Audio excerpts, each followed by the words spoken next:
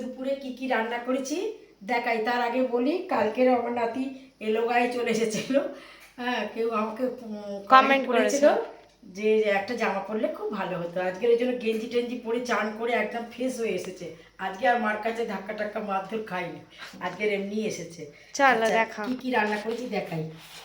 ভাত, আচ্ছা এই যে আমরা দিয়ে টক ডাল ঘন ঘন করে, আর কুমড়ো শাক, বাড়ির কুমড়ো শাক, ডালের মটর ডালের বড়া করে কুমড়ো শাক রেঁধেছি, একটু দুধ দিয়েছি এতে।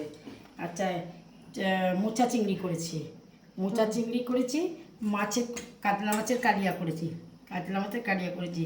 আর রাতের ওই ডিম কষা, ডিম কষা।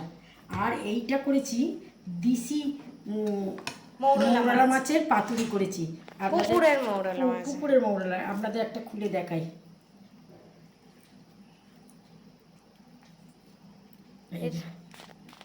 এটা কি পাতা? এটা কুমড়ো পাতা দিয়ে ভালো করে এতে মশলা মাখিয়ে সর্ষে, কাঁচা লঙ্কা, দু ধরনের সর্ষে, কাঁচা লঙ্কা, রসুন, পেঁয়াজ একবারে প্যাক করে ওটা মাছের মাখিয়ে মরা আঁচ করে ভেজেছি।